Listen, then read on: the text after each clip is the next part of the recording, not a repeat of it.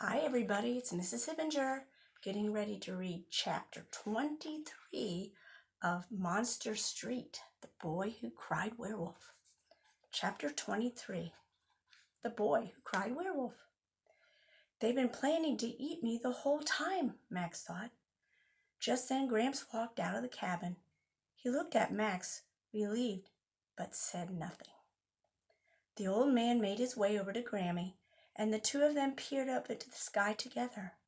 The full moon had just reached its peak, and moonlight spilled over the forest like a beam from a flying saucer.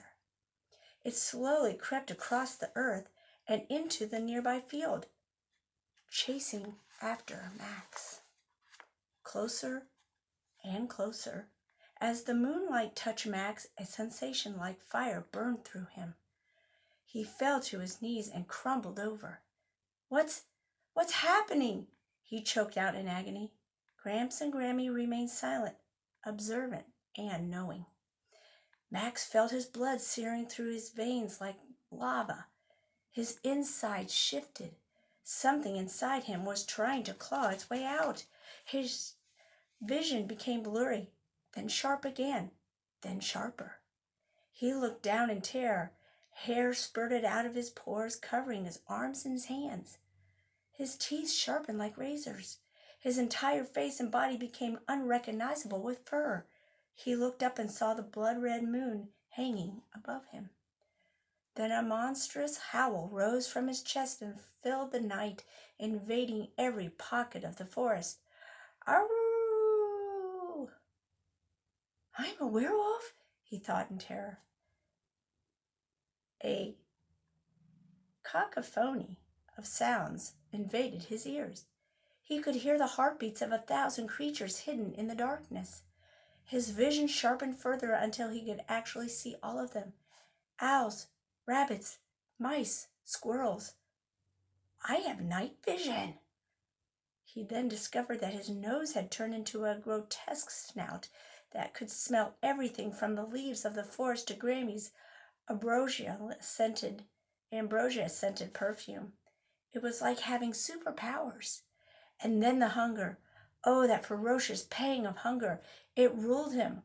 All the creatures he could see, hear, and smell, he now wanted to taste. And then he tried to say something, but no words escaped his lips.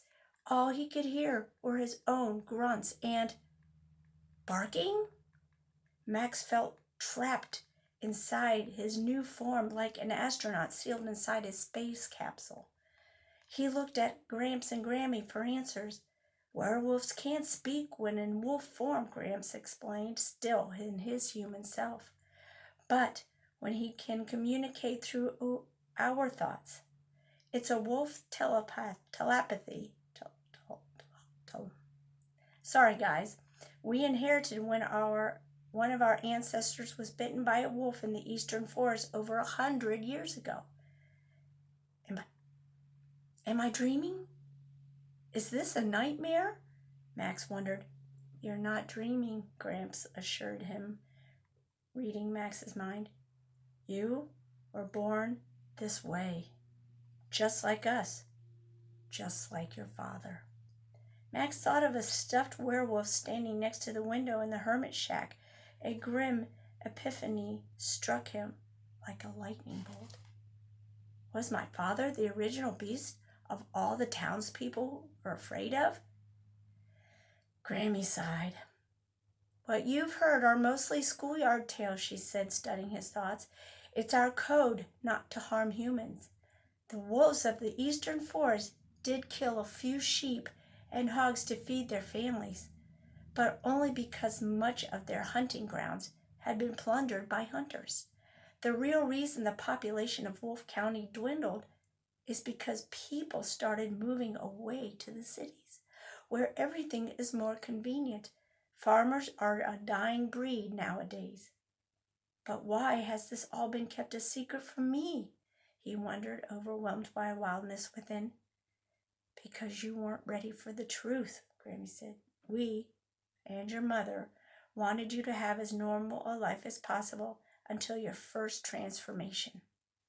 Once she informed us that you'd been showing the signs, hearing things that no human should hear, smelling scents